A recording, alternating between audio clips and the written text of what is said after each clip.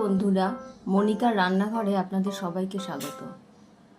এখন আমি আরও একটা নতুন রেসিপি নিয়ে হাজির হয়েছি। আজ জামাই ষষ্ঠী, সেই উপলক্ষে আমি এটাও করব। আমি এখানে 200 গ্রামের কাছে চিংড়ি মাছ নিয়েছি, একটু মিডিয়াম সাইজের। আমার এখানে 9 পিস মতো হয়েছে।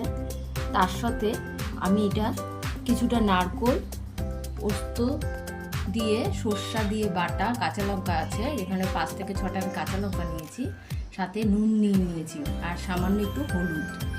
আর আমি তিনটেই করে দেখাবো। 3টে কুমড়ো পাতা নিয়েছি আর সাথে 3টে দড়ি নিয়েছি, সুতো। এগুলি দিয়েই আমি এটা তৈরি করব। এর মধ্যে আমি 1 চামচ মতো তেল দিয়ে নিলাম।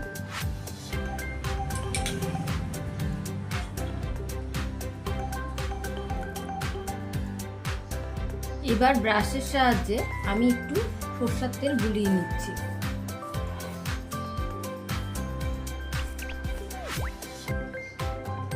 মাছগুলিকে আমি এইভাবে দিয়ে দেব। আমি এখানে 3 পিস করে মাছ দিচ্ছি, সাথে সর্ষা, পোস্ত, এইটা আমি 2 চামচ আর একটু দিয়ে দিলাম, আর কিছুটা করে নারকেল দিয়ে দিচ্ছি।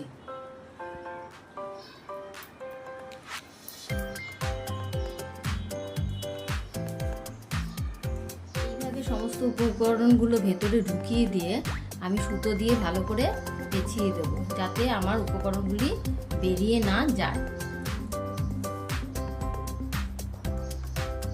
আর এই ডাঁটিগুলিকে আমি একটু কেটে দেবো।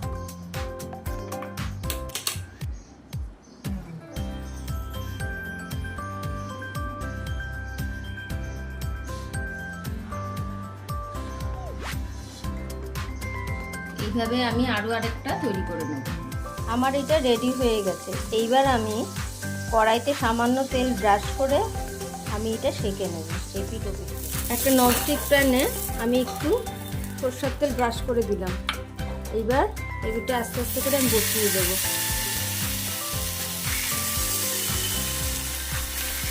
দিয়ে আমি একটু ঢাকা দিয়ে দেবো। ভাজা ভাজা হয়ে গেছে। এবার আরেকটা প্রান্তে আমি তেল ব্রাশ করে দিচ্ছি।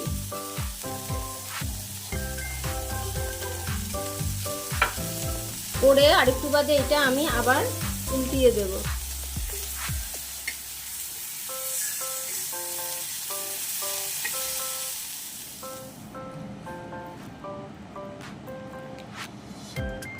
আমি আপনাদের এটা ভেতরের অংশটা দেখাচ্ছি।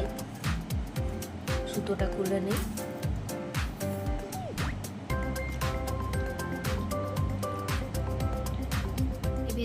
ভেতরটা দেখুন এবার। আর এই পাতাটাও ভাত দিয়ে একসঙ্গে মেখে খেতে পারবেন, কারণ পাতাটাও সেইভাবেই তৈরি করা হয়েছে। পুরো ভাজা ভাজাই হয়ে গেছে। আপনারা একবার টেস্ট করে দেখতে পারেন, আশা করি ভালো লাগবে।